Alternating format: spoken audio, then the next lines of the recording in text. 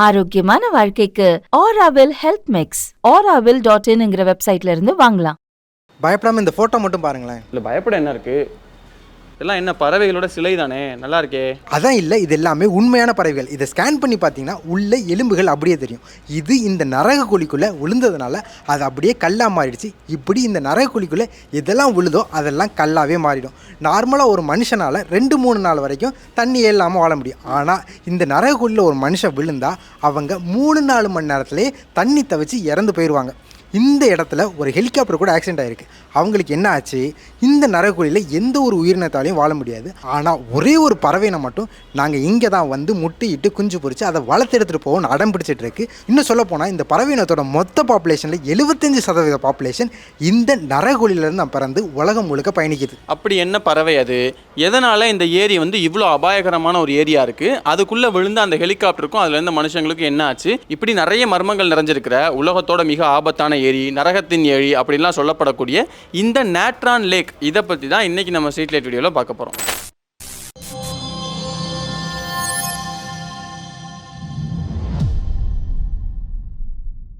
முதல்ல இந்த ஏரி எங்கே இருக்குது? இந்த ஏரி வந்து ஆப்பிரிக்காவில் இருக்கக்கூடிய டான்சானியா நாட்டில் தான் இருக்குது. இந்த ஏரி வந்து ஒரு ஆபத்தான ஏரிங்கிறது அங்கே இருக்கக்கூடிய பழங்குடி மக்களுக்கு நல்லாவே தெரிஞ்சிருந்துச்சு. 1900க்கு அப்புறம் தான் அங்கே இருக்கக்கூடிய ரிசர்ச்சர்ஸ் எல்லாம் இந்த ஏரியை பற்றி பார்க்குறாங்க. அதுக்கப்புறமா அங்கே வந்துட்டு போகிற ஃப்ளெமிங்கோ பறவை பற்றி நல்லா ரிசர்ச்லாம் பண்ணிகிட்டு இருக்காங்க. அப்போ தான் இந்த ஏரியை பற்றி எல்லாமே வெளியே கொஞ்சம் கொஞ்சமாக தெரிய வருது. என்னதான் அப்போவுமே தெரிய வந்தாலும் 2010-13 வாக்கில் தான் அங்கே போகக்கூடிய ஒரு வைல்ட் லைஃப் ஃபோட்டோகிராஃபர் வந்து அங்கே கல்ல மாறி கிடக்கக்கூடிய நிறைய பறவைகளை வச்சு ஒரு ஃபோட்டோ ஷூட் பண்ணுறாரு. அதுக்கப்புறமா அந்த ஃபோட்டோஸ்லாம் வைரல் ஆகுது. அதுக்கப்புறமா தான் இந்த ஏரியை பற்றி எல்லாருமே நிறைய பேச ஆரம்பிக்கிறாங்க. சரி, அது ஒரு பக்கம் இருக்கட்டும். முதல்ல எதனால இந்த ஏரி இவ்வளோ ஆபத்தான ஏரியா இருக்குது? இதை தெரிஞ்சுக்கணுன்னா இந்த டெக்டானிக் பிளேட்ஸை பற்றி நம்ம லைட்டாக பார்க்கணும். டெக்டானிக் பிளேட்ஸ் பற்றி தொடர்ந்து நிறைய வீடியோஸ் நம்ம பார்த்துட்டு இருக்கோம்னு நினைக்கிறேன். இப்போ டெக்டானிக் பிளேட்டுங்கிறது எல்லாரும் தெரிஞ்சதுதான். நம்ம பூமிங்கிறது வந்து மேலிருந்து பார்க்க ஒரே ஒரு நிலப்பரப்பு மாதிரி தெரிஞ்சாலும் அது கீழே வந்து நிறைய கண்ட தட்டுகள் அந்த டெக்டானிக் பிளேட்ஸால் ஒன்னோட ஒன்று அப்படியே சேர்ந்து தான் இருக்கும். இது எல்லாமே தொடர்ந்து நகர்ந்துக்கிட்டே இருக்கும். இதான விஷயம். இது மொத்தம் 3 வகையாக நகரும். 1, 2 ஒன்னோட ஒன்று மோதி, ஒன்று கீழே ஒன்று போகும். இல்லை ரெண்டுமே இப்படி ஃப்ரண்ட் அண்ட் பேக் போகும். இல்லை ரெண்டுமே விலகி அப்படியே ஆப்போசிட் டைரெக்ஷனில் போகும்.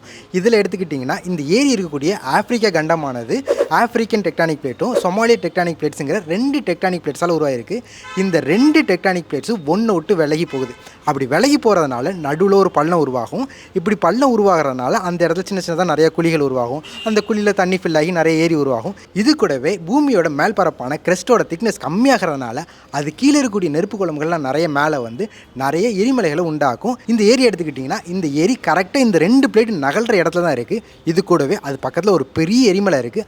அது இன்னமும் ஆக்டிவாக தான் இருக்குது. இதெல்லாம் சேர்ந்து தான் இந்த ஏரிக்கு இப்படி ஒரு பவரை கொடுத்துருக்கு. அது எப்படின்னு பார்த்தீங்கன்னா இந்த ஏரிக்கு நார்மலாக ஒரு மழை பெய்யும் போது தண்ணி வரும். அது போக பக்கத்துலேயே ஒரு ஆறு ஓடுது. அது மூலமாகவும் கொஞ்சம் தண்ணி வரும். இது போக பக்கத்தில் இருக்கக்கூடிய எரிமலை ஆக்டிவாக இருக்கிறதுனால அந்த எரிமலையிலேருந்து வரக்கூடிய நெருப்பு குழம்புகளும் இந்த ஏரியில் வந்து சேரும். அதே எப்படி ப்ரோ, தண்ணிக்குள்ளே வந்து எரிமலை குழம்பு விழுந்துச்சுன்னா அந்த எரிமலை குழம்பு தான் ஒரு பாறையாகும் கட்டியாகி. ஆனால் இங்கே அதுக்குள்ளே விழுகிற பறவைகள், அதுக்குள்ளே விழுகிற விலங்குகள் எல்லாமே இந்த மாதிரி மாறுதில்ல, அது எப்படி நடக்க முடியும்? இதுக்கு காரணம் பார்த்தீங்கன்னா பொது ஒரு எரிமலை எடுத்துக்கிட்டிங்கன்னா அதோட டெம்பரேச்சர் 1000லேருந்து 1200 டிகிரி செல்சியஸ் வரைக்குமே இருக்கும். அந்த டெம்பரேச்சரில் மண்ணில் இருக்கக்கூடிய சிலிக்கான் மாதிரி நிறைய மினரல்ஸ் மெல்ட் ஆகி அது ஒரு கோல்டன் கலரில் மாறும். அதுதான் ஃப்ளோ ஆகி வெளியே வரும். அதுக்கப்புறமா அது குளிரடையும் போது ஒரு பாறையாக மாறிடும். ஆனால் இந்த எரிமலையோட டெம்பரேச்சர் 500லேருந்து 600 டிகிரி செல்சியஸ்குள்ளே தான் இருக்குது. அதனால் இது சிலிக்கா மாதிரியான மெட்டீரியல்ஸை உருக்க முடியாது. ஆனால் கண்டத்தட்டுகள் ஒன்றோட ஒன்று இங்கே விலகி போய்கிட்டே இருக்கிறனால அங்கே எர்த்தோட மேல் லேயரான கிரஸ்டோட திக்னஸ் கம்மியாகிட்டே வரும். அதனால் அதுக்கு அடியில் இருக்கக்கூடிய பொட்டாசியம், கால்சியம் கார்பனேட் மாதிரி நிறைய மினரல்ஸ் மேலே வரும். இந்த மினரல்ஸ் எல்லாமே கம்மியான டெம்பரேச்சர்லேயே மெல்ட் ஆயிரும். அதனால் இங்கே இருக்கக்கூடிய எரிமலைகளில் அந்த மினரல்ஸ் ஃபஸ்ட்டு மெல்ட் ஆகி கொஞ்சம் கொஞ்சமாக மேலே வந்து அந்த மினரல்ஸ்லாம் இந்த தண்ணியில் கலக்குது. இது தண்ணியில் படும்போது அது தண்ணியோட தண்ணியாகவே கரைஞ்சு போயிடுது. வெளியே தெரியாத மாதிரி தண்ணியோட தண்ணியாக கரைஞ்சிருது. இது 1-2 வருஷம் இல்லை, பலாயிரம் வருஷமாக நடந்துகிட்டே இருக்குது. இது போக அங்கே கீழே கொஞ்சம் ஹாட்டாக இருக்கிறதுனால அங்கே கீழே நிலத்தடியில் இருக்கக்கூடிய தண்ணியுமே சூடாகி அப்படியே திடீர்னு கொப்பளிக்கும். இதை தான் நம்ம ஹாட் ஸ்ப்ரிங்குன்னு சொல்லுவோம். இந்த ஹாட் ஸ்ப்ரிங்கு நிறைய இருக்கிறதுனால அங்கே டெம்பரேச்சர் வந்து ஒரு 50-60 டிகிரி செல்சியஸ் வரைக்கும் சில நேரங்களில் போகுது. இந்த சால்ட்ஸ் எல்லாம் கொஞ்சம் அதிகமாக சேர்ந்து அங்கே இருக்கக்கூடிய ஆல்கலினிட்டி கூடுது. அதே மாதிரி பிஹெச்சும் பார்த்தீங்கன்னா 11-12 கிட்ட நெருங்கிருச்சு. இப்படி எல்லா விஷயங்களும் சேர்ந்து தான் அந்த ஏரியை வந்து இப்படி ஒரு ஆபத்தான ஏரியா மாற்றிருக்கு. இப்படி நிறைய விஷயங்கள் இந்த ஏரிக்குள்ளே வந்து சேரதான் செய்தே தவிர இதிலேருந்து வெளியே போகிறதுக்கு எந்த ஒரு வழியும் இல்லாதனால அது எல்லாமே அப்படியே அங்கே தங்கிடுது. அப்படி அங்கே தங்கியிருக்கிறதுனால தான் இந்த ஏரி இவ்வளோ ஆபத்தாக மாறிக்கிட்டே இருக்குது. இப்போ இவங்களாலாம் வாழ முடியாதுன்னா ஒரு பறவை மட்டும் குறிப்பாக அதில் வாழுதுன்னு சொல்கிறீங்கல்ல, அதிலும் வந்து பூமியில் இருக்கிறதுலே 75% பறவைகள் அங்கே தான் வாழுது, அங்கே தான் பிறந்து எல்லாமே வெளியே போகுதுன்னு சொல்கிறீங்கல்ல, அந்த பறவை மட்டும் எப்படி வாழுது? முதல்ல அந்த பறவை என்னது? அந்த பறவை பார்த்திங்கன்னா ஃப்ளெமிங்குன்னு சொல்லக்கூடிய இந்த பறவை தான். இந்த பறவைக்கு பொதுவாகவே ஒரு பயம் இருக்கும். என்னென்னா இந்த பறவை வந்து அவ்வளோ ஸ்ட்ரென்த்தான பறவைலாம் கிடையாது. ஈஸியாக ஏதோ ஒரு வந்து ஈஸியாக அடித்து போட்டுட்டு அதோட முட்டையை வந்து திருடிட்டு போயிடலாம். ஏன்னா இது முட்டையிட்டு குஞ்சு பொறிச்சு அந்த குஞ்சு வளர்த்து எடுத்து தான் ஒரு இடத்துல இருந்து இன்னொரு இடத்துக்கு பறந்து போக முடியும். ஏன்னா இது பறந்து தான் போகும். அப்படி போகிறதுனால இதுக்கு ஒரு 3 மாதம் ஒரு இடத்துல இருக்க வேண்டிய கட்டாயம் இருக்குது. அப்படி இருக்கும்போது சின்ன சின்ன நாய்கள் அப்புறம் ஓநாய் மாதிரியான மிருகங்கள் அந்த குட்டியையோ இல்லை அந்த முட்டையோ அடித்து போட்டு தூக்கிட்டு போகிறதுக்கான சான்ஸ் நிறையாவே இருக்குது. ஸோ அது வந்து எந்த ஒரு தொல்லையுமே இல்லாத இடத்த தான் அதிகமாக விரும்பும். இந்த இடத்துல பார்த்திங்கன்னா நம்ம ஆல்ரெடி பார்த்த மாதிரி pH அதிகமாக இருக்குது, சில இடங்களில் டெம்பரேச்சர் அதிகமாக இருக்குங்கிறதுனால இந்த இடத்துல ஏதாவது ஒரு உயிரினம் கால் வைக்குதுன்னா அதில் இருக்கக்கூடிய இந்த உப்புத்தன்மையெல்லாம் சேர்ந்து அந்த உயிரினத்தில் ஒரு நமைச்சல் ஏற்படுத்தும், கொஞ்சம் கால் எரிச்சல்லாம் ஏற்படுத்தும். இது போக சில இடங்களில் டெம்பரேச்சர் அதிகமாக இருக்கிறனால அது பொக்கிறதுக்கான சான்ஸுமே இருக்குது. அதனால் எந்த ஒரு உயிரினமே இந்த ஏரிக்குள்ளே பெருசாக வர்றதே இல்லை. ஸோ அதனால தான் இந்த ஃப்ளெமிங்கோ பறவை இந்த ஏரியை வந்து தேர்ந்தெடுக்குது. அந்த இடத்த எதுக்காக தேர்ந்தெடுத்திருக்கு அப்படிங்கிறதெல்லாம் நல்லா தான் இருக்குது. ஆனால் இந்த பறவை எப்படி அங்கே வாழுது? அதுக்கு எப்படி சாப்பாடு கிடைக்கும்? மற்ற பறவைகள் மற்ற உயிரினங்கள்லாம் பெருசாக வாழ முடியாதுன்னா முதல்ல இதால் அங்கே வாழ முடியணும், இதால் அங்கே நடக்க முடியணும். இந்த விஷயங்கள்லாம் அது எப்படி பண்ணுது? இந்த ஏரியில் கண்ணுக்கு தெரிஞ்சு எந்த ஒரு உயிரினமே வாழலைனா கூட அந்த ஏரியில் சால்ட் கண்டென்ட் அதிகமாக இருக்கிறனால இந்த சால்ட் கண்டென்ட்டை அதிகமாக விரும்பக்கூடிய பாக்டீரியா அப்புறம் ஆல்கே எல்லாமே செழித்து வளரதான் செய்யுது. அப்படி அது வளர்கிறதுனால தான் அந்த ஏரிக்கு இந்த மாதிரி ஒரு சிவப்பு கலர் கிடைக்கிது. இந்த பாக்டீரியாவையும் ஆல்கையும் எடுத்துக்கிட்டு தான் அது வந்து வாழுது. அதை எப்படி எடுத்துக்க முடியும்? ஏன்னா எடுத்துக்கும் போது தண்ணியிலே உப்புச்சத்து அதிகமாக இருக்குது, மற்ற பொருட்கள்லாம் அதிகமாக இருக்குல்ல, அப்போ அதாவது பாதிச்சிடாதா? உள்ளே போச்சுன்னா அதுக்கு பிரச்சனை தான். ஸோ இதை தடுக்கிறதுக்காக அது ஒரு டெக்னிக்கை கையாளுது.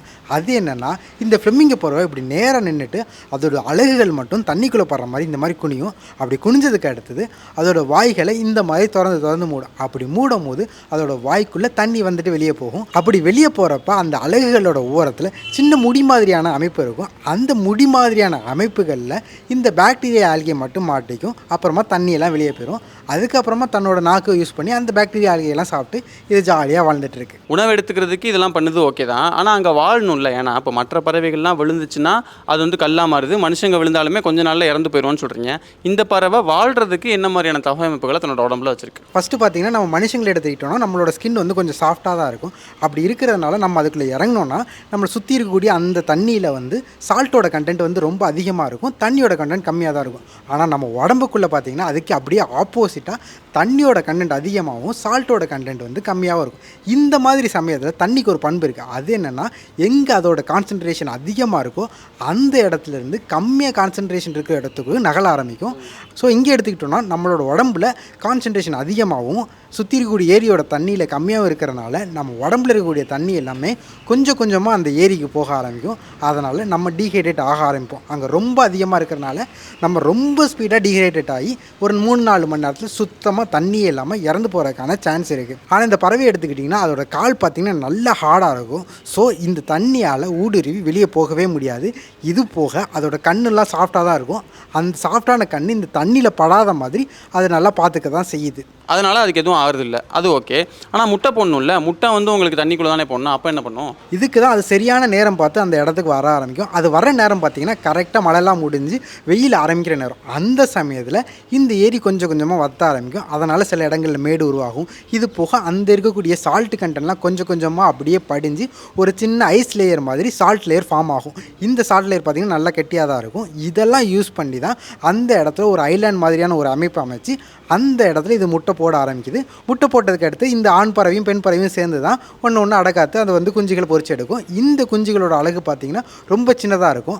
அதால் இந்த பாக்டீரியா ஆல்கேவெல்லாம் தனியாக ஃபில்டர் பண்ணி சாப்பிட முடியாது. அந்த மாதிரி சமயங்களில் இந்த ஃப்ளெமிங்கோ பறவைகள்லாம் குஞ்சுகளுக்கு இந்த மாதிரி தான் உணவு கொடுக்கும். இது என்ன ரத்தத்தை குடிக்கிற மாதிரி இருக்குது, தன்னோட ரத்தத்தையே வந்து உணவாக கொடுக்குதா? இது பார்க்குறதுக்கு வந்து ரத்தம் மாதிரி தான் இருக்குது, ஆனால் அது ரத்தம் கிடையாது. மனுஷங்களுக்கு எப்படி பால் சுரக்குமோ அதே மாதிரி இந்த பறவைகளுக்குமே பால் மாதிரியான ஒரு சப்ஸ்டன்ஸ் வந்து சுரக்கும். இதை வந்து கிராப் மில்க்னு சொல்லுவாங்க. இதில் ஃபேட்டு புரோட்டீன் மாதிரி நிறைய சத்துக்கள் இருக்கும். இந்த சத்துக்கள் எல்லாமே இந்த சிவப்பு கடலில் இருக்கிறதுக்கான காரணம் என்னென்னா நம்ம இந்த சாப்பிடக்கூடிய ஆல்கே பாக்டீரியாவில் வந்து கெரட்டினாய்டுங்கிற ஒரு சப்ஸ்டன்ஸ் இருக்குது. அந்த சப்ஸ்டன்ஸ் தான் அந்த பாக்டீரியாவுக்கு ஒரு சிவப்பு கலரான விஷயங்கள் கொடுக்குது. ஸோ அதை எடுத்துக்கிட்டு அதிலிருந்து புரோட்டீன் ஃபேட்லாம் உருவாக்கும் போது அதனால உருவாக்கக்கூடிய இந்த கிராப் மில்லுக்குமே அந்த ஒரு ரெட் கலர் கிடச்சிருது. அதனால தான் இது வந்து இப்படி பார்க்க ரெட் கலரில் இருக்குது, ஆனால் அது வந்து மில்க் தான். இப்படிலாம் நிறைய விஷயங்கள் பண்ணி தான் இந்த ஃப்ளெமிங்கோ பறவை எந்த ஒரு உயிரினமே வாழ முடியாத இந்த இடத்துல வாழ்ந்து குஞ்சுகளை பொறிச்சு அதோட கூட்டிகிட்டு போகுது. இந்த ஃப்ளெமிங்கோவில் பார்த்தீங்கன்னா ஒரு 6-7 வெரைட்டி இருக்குது. இதில் லெஸ்ஸர் ஃப்ளெமிங்கோன்னு சொல்லக்கூடிய இந்த ஃப்ளெமிங்கோ தான் இங்கே அதிகமாக இனப்பெருக்கத்துக்காக வருது. அப்படி வர்றதில் 75% பாப்புலேஷன் இந்த நேட்ரான் லேக்கில் தான் உற்பத்தியாகி மற்ற இடங்களுக்கு பறந்து போகுது. சரி, அந்த ஃப்ளெமிங்கோ கதை ஒரு பக்கம் இருக்கட்டும். இப்போ மற்ற பறவைகள்லாம் அதில் வந்து விழுந்தோன்னு அது கற்களாக மாறுது இல்லை, அது எதனால்? பொதுவாக இந்த பறவைகள்லாம் விழும்போது நம்ம ஆல்ரெடி பார்த்த மாதிரி இந்த இடத்துல டீஹைட்ரேஷன் ரொம்ப ஸ்பீடாகவே நடக்கும். அதனால் அந்த பறவைகளோட உடம்புல இருக்கக்கூடிய தண்ணியெல்லாம் சீக்கிரமாக வெளியே வந்துடும். இது எப்படின்னா கிட்டத்தட்ட நம்ம ஒரு கருவாடில் வந்து உப்பு தடவி அந்த காய போட்டால் என்ன நடக்குமோ அதே மாதிரி தான் இந்த பறவைகளுக்குமே நடக்குது. ஃபஸ்ட்டு இதில் இருக்கக்கூடிய தண்ணிகளை வெளியே வந்ததுக்கு அடுத்தது அது ரொம்ப நேரமாக உள்ளே கிடக்கிறதுனால அதில் இருக்கக்கூடிய கால்சியம் மாதிரியான நிறைய மினரல்ஸ் அதில் கொஞ்சம் கொஞ்சமாக டெபாசிட் ஆக ஆரம்பித்து அதை ஒரு கடினமான ஸ்ட்ரக்சராக மாற்றிடுது. அதனால தான் இந்த பறவைகள்லாம் இந்த மாதிரி ஒரு கல் மாதிரியான ஷேப்புக்கு மாறுது. ரைட். இப்போ மனுஷங்க உள்ளே விழுந்தாங்கன்னு சொன்னீங்கல்ல, அது என்ன கதை? அதில் பார்த்தீங்கன்னா ஒரு ஹெலிகாப்டர் போயிட்டு இருந்திருக்கு. அந்த ஹெலிகாப்டரில் நடந்த சின்ன தொழில்நுட்ப கோளாறுனால அந்த ஹெலிகாப்டர் வந்து அந்த ஏரியில் மோதுது. இது பார்த்தீங்கன்னா அது கரையோரமாக தான் நடந்திருக்கு. ஏன்னா இந்த இது வந்து கிட்டத்தட்ட பல ஸ்கொயர் கிலோமீட்டருக்கு பெரிய ஏரி. அதில் இது கரையோரமாக நடந்ததுனால அங்கே இருந்த மக்கள் எல்லாமே சீக்கிரமாக வெளியே வந்துட்டாங்க. சில பேர் வந்து பக்கத்தில் இருக்கக்கூடிய லோக்கல்ஸோட உதவி மூலமாக மற்ற பெரிய மீட்டு வெளியே எடுத்து கொண்டு வந்துட்டாங்க. அதனால் அவங்க கொஞ்ச நேரம் தான் அந்த தண்ணிக்குள்ளே இருந்தாங்க. அப்படி இருந்தாலுமே அவங்களுக்கு வந்து கண் எரிச்சல் அதிகமாக ஃபீல் பண்ணதாகவும் அவங்க சீக்கிரமாக டீஹைட்ரேட் ஆனதுனால வெளியே வந்து அதிகமாக தண்ணி குடித்ததாகவுமே பேட்டியில் சொல்லியிருக்காங்க. அதுக்கப்புறமா அங்கே இருக்கக்கூடிய லோக்கல் மக்கள் கொடுத்த தண்ணியை குடித்ததுக்கப்புறம் அவங்க கொஞ்சம் நார்மலாக ஆகிட்டாங்க. இதுதான் இந்த நேட்ரான் லேக்கோட கதை. ஆனால் நீங்கள் இயற்கையாக சில ஏரிகள் இந்த மாதிரி மாறி பற்றி சொல்கிறீங்க. நம்ம ஊருக்கு வந்து பாருங்கள், சாதா ஏரியே வந்து இயற்கையாலாம் தேவையில்லை, நம்ம பண்ணுற வேலையாலேயே எவ்வளோ ஏரி இந்த மாதிரி இருக்குங்கிறது வந்து எல்லாருக்குமே தெரியும். உங்கள் ஊர்லேயும் அந்த மாதிரி ஏரி இருந்துச்சு அப்படின்னா அதை பற்றி கீழே கமெண்ட் பாக்ஸில் மறக்காமல் கமெண்ட் பண்ணிவிடுங்க. இந்த மாதிரி நானும் பிரவீன் ப்ரோவும் தொடர்ந்து நிறைய கான்செப்ட் பற்றி டிஸ்கஸ் பண்ணி இப்போ வீடியோ பண்ணியிருக்கோம். அதில் கடைசியாக ரொம்ப முக்கியமான ஒரு வீடியோ பண்ணியிருந்தோம். என்ன அப்படின்னா ரேஷன் கடை அரிசி, இன்னொரு பக்கத்தில் வந்து நார்மல் கடை அரிசி, இது ரெண்டுத்தையுமே வாங்கி லேபில் கொடுத்து டெஸ்ட் பண்ணி பார்த்தோம். எதுக்காக அப்படின்னா பொதுவாகவே மக்கள் மத்தியில் இந்த மாதிரி ரேஷன் கடை அரிசி வந்து கொஞ்சம் கலப்படம்லாம் இருக்கும், அது நல்லதில்லை, அது வந்து கொஞ்சம் ஃப்ரீயாக கொடுக்குற அரிசி தானே, அதில் என்ன இருக்க போகுது அப்படிங்கிற மாதிரி நினைக்கிறாங்க. அது உண்மைதானா? ஏன்னா ஒரு சிலர் என்ன சொல்கிறாங்கன்னா இதில் சில விஷயங்கள்லாம் சேர்க்குறாங்க, அப்படி சேர்க்கறதுனால தான் அந்த அரிசிலாம் இப்படி இருக்குது அப்படிங்கிற மாதிரி சொல்கிறாங்க. அது உண்மைதானா? ரேஷன் கடை அரிசிக்கும் நம்ம நார்மலாக சாப்பிடக்கூடிய அரிசிக்கும் என்ன வித்தியாசம்லாம் இருக்குது, எது நல்லது அப்படிங்கிறத பற்றி டெஸ்ட் பண்ணி என்ன ரிசல்ட்ஸ் வந்துச்சு அப்படிங்கிறத பற்றி ரொம்ப டீட்டெயிலான ஒரு வீடியோ பண்ணியிருக்கோம். அந்த வீடியோ நீங்கள் பார்க்கணும்னு நினச்சிங்கன்னா அதுக்கான லிங்க் வந்து நான் சைடில் கொடுக்குறேன். அதை கிளிக் பண்ணிங்கன்னா அந்த வீடியோ நீங்கள் பார்க்கலாம். இன்னொரு நாள் இன்னொரு வீடியோவில் சந்திக்கிறேன்.